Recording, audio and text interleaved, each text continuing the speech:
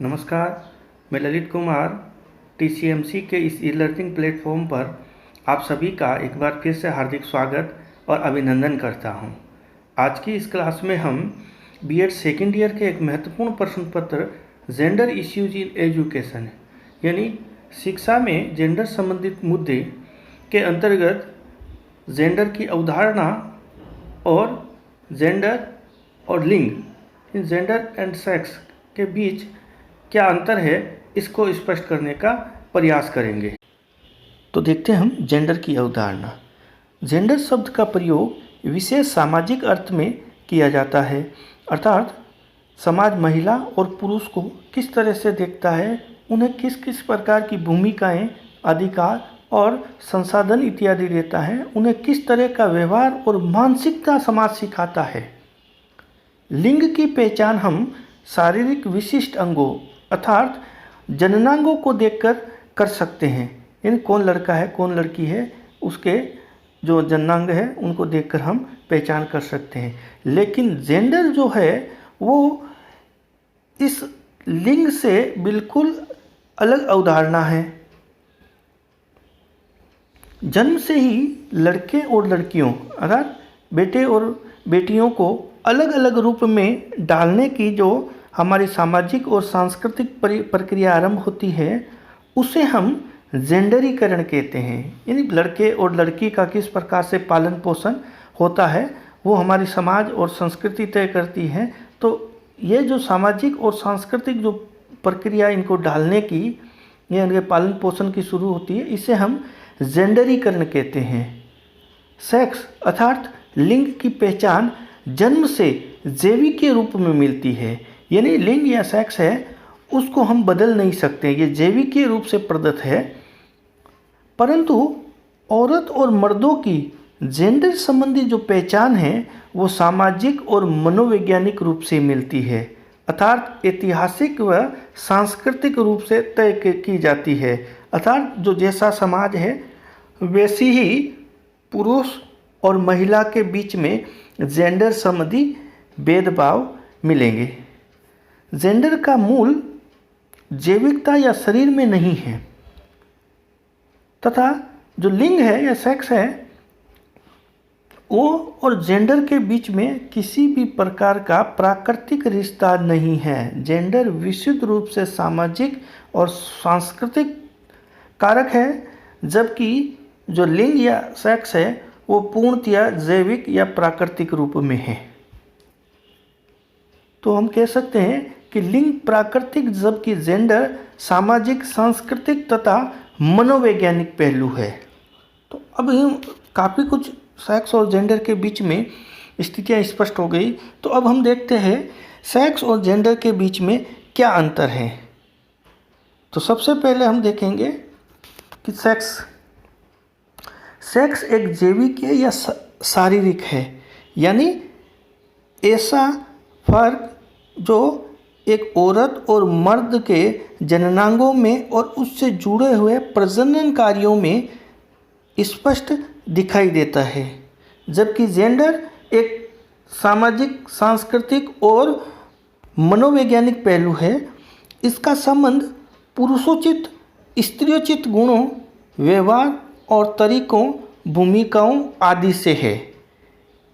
यानी जो सेक्स है वो प्राकृतिक रूप से जैविक है या शारीरिक है, जिसमें हम किसी प्रकार की भूमिकाओं में बदलाव नहीं कर सकते हैं, जबकि जेंडर जो है एक सामाजिक सांस्कृतिक और मनोवैज्ञानिक कारक है, जिसमें पुरुष और स्त्रियों के जो गुण हैं, व्यवहार है और तरीके हैं आदि के आधार पर हम भूमिकाएं तय करते हैं समाज में। नेक्स्ट देखते हैं, सेक्स प्रकृति की देन है, यानी जो लिंग है पूर्णतया प्राकृतिक है, जबकि जो जेंडर है वो सामाजिक सांस्कृतिक तथा मानव जाति ने खुद बनाया है। यानी जो जेंडर की अवधारणा है वो समाज प्रदत्त है, किसी भी प्रकार से प्राकृतिक जैविक या शारीरिक नहीं है।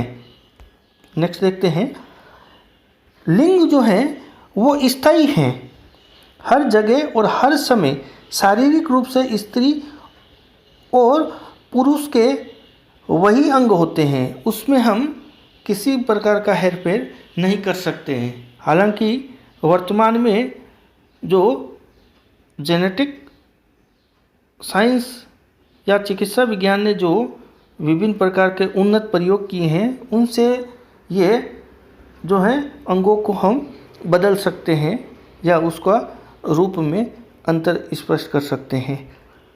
तो सेक्स जो है वो पूरी तरह से स्थायी है और हर समय हर जगह शारीरिक रूप से स्त्री और पुरुषों के वही अंग होते हैं जो प्राकृतिक रूप से दिए होते हैं, जबकि जेंडर पूर्णतया परिवर्तनशील है। कैसे इसको स्पष्ट करेंगे? यह समय के साथ, संस्कृति के साथ, यहाँ तक कि एक परिवार से दूसरे परिवार में भी बदल सकता है। इसको कुछ उदाहरणों को द्वारा स्पष्ट करेंगे कि जेंडर किस प्रकार से परिवर्तनशील है।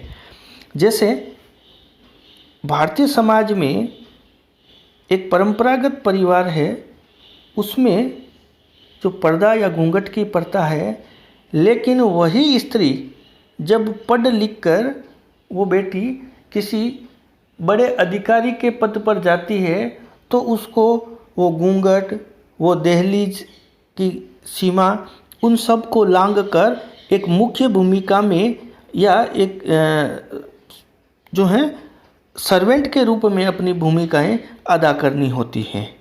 और समय के साथ साथ उसकी ये जो भूमिका है जेंडर की, उसमें बदलाव आते रहते हैं। जब संस्कृति के साथ कैसे, तो हम एक भारतीय स्त्री या नारी को देखते हैं, परंपरागत नारी को, और वही एक यूरोपीय देश की, जैसे फ्रांस की किसी महिला को देखते हैं, तो उनके बीच में जो सांस्कृतिक जो रिवाज संबंधी है, व्यवहार संबंधी है, उन गुणों में हमें पूर्णतया अंतर दिख जाएगा। यानी भारतीय नारी सर ढक के रखना, पूरे शरीर ढक के रखना, जबकि जो यूरोपीय देश हैं वहाँ पर पुरुषों जैसे कपड़े पहनना, पुरुषों जैसा व्यवहार करना, उनके जैसे कार्यों में संलग्न होना, ये सब आम बात है। और एक परिवार से दूसरे परिवार में भी जो जेंडर है वो बदल सकता है। किस प्रकार से? तो इसको हम उसी उदाहरण से समझते हैं कि एक परंपरागत भारतीय परिवार की एक बालिका है, वो अपने पिता के घर में अलग तरह से रहती है, जबकि विवाह के बाद में ससुराल में उसे विभिन्न प्रकार के ससुराल के जो नियम हैं, जो कायदे हैं, उनको पालन करना होता है और उनकी सीमा में रहना होता है।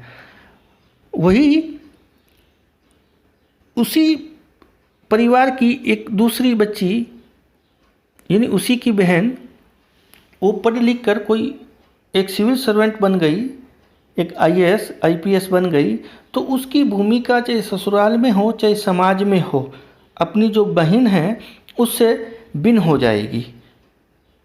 उसके रहन सहन में, उसकी कार्य क्षमता में, उसके पहनावे में, उसके निर्णय लेने की क्षमता में, इन सब में स्पष्ट रूप से जो है दोनों के बीच में अंतर देखने को हमें मिलेगा।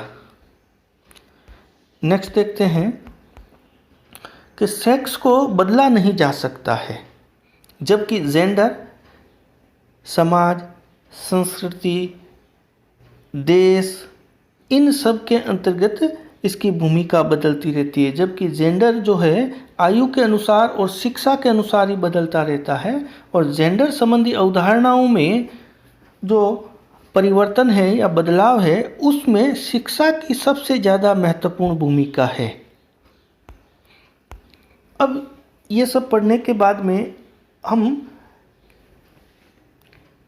सेक्स तथा जेंडर में स्पष्ट रूप से फर्क दर्शाने के लिए दो विशेष प्रकार के शब्द हमने गढ़े हैं। वो है सेक्स के लिए हम प्राकृतिक लिंग, क्यों कि ये पूर्णतया प्रकृति की देन है, इसलिए सेक्स को हम प्राकृतिक लिंग, जबकि जेंडर के लिए हम सामाजिक और सांस्कृतिक लिंग का प्रयोग करते हैं। इसी प्रकार से प्राकृतिक लिंग को हम बिल्कुल छोटे रूप में देखें तो प्रालिंग कह सकते हैं। प्राकृतिक लिंग है उसको प्राकृतिक को प्रा और साथ में लिंग प्रालिंग कह सकते हैं। और इसी प्रकार से हम जो दूसरा जो है सामाजिक और सांस्कृतिक लिंग, इसको हम सालिंग कह सकते हैं। क्या कह सकते हैं? सा से मतलब सामाजिक और लिंग, अर्थात हम कह सकते हैं कि जो प्राकृतिक लिंग है उससे हम प्रालिंग, जबकि सामाजिक लिंग को हम सालिंग कह सकते हैं।